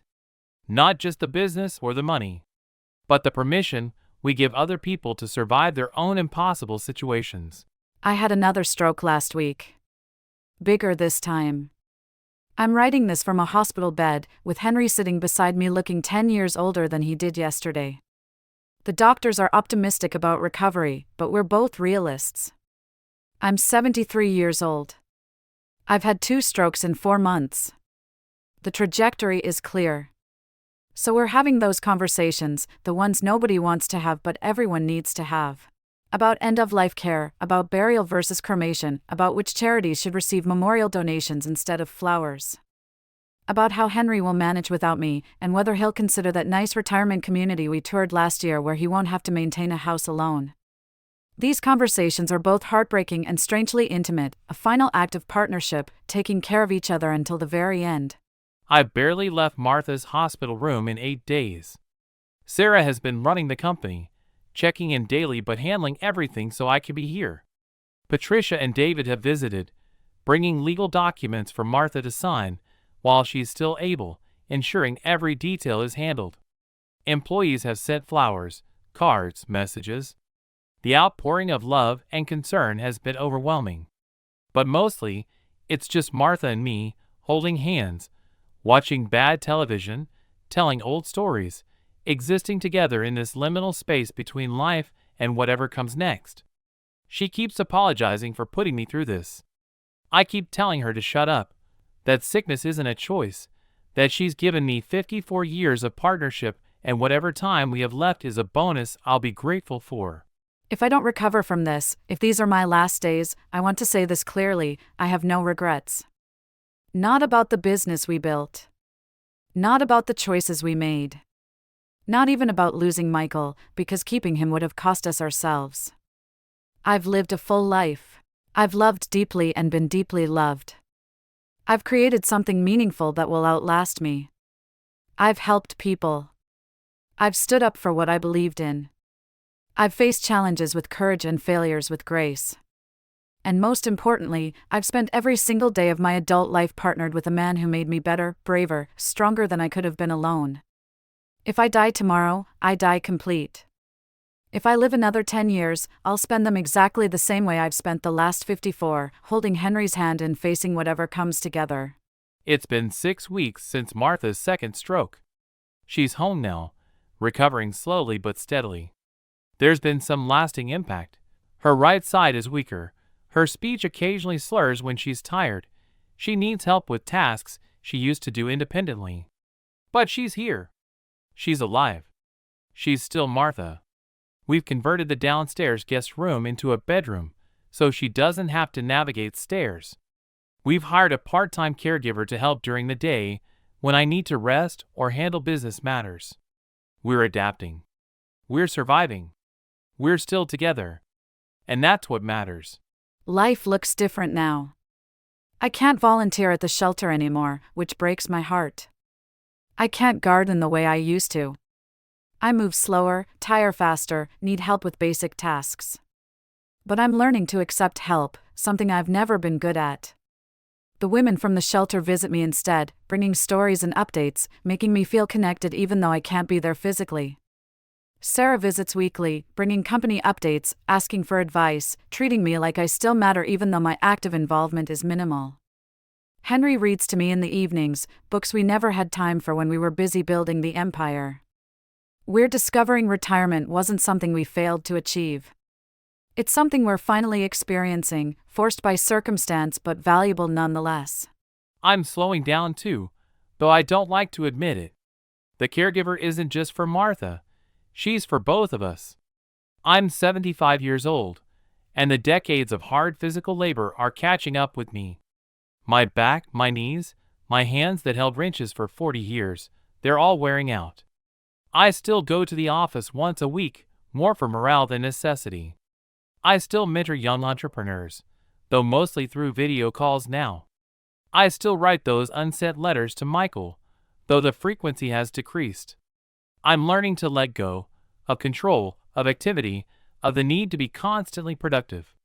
Martha's stroke taught me that time is precious and finite, and spending it trying to maintain an illusion of youth or productivity is a waste.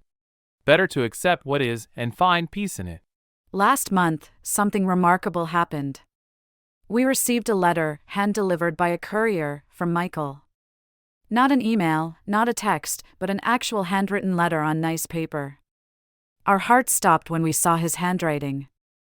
The letter was 2 pages long, and I'll share the essential parts. Mom and Dad, I've been in therapy for 18 months. Real therapy, not the kind I dismissed as for weak people. And I've been forced to confront some truths I've spent years avoiding. I was wrong. About everything. About how I treated you. About the violence. About the theft.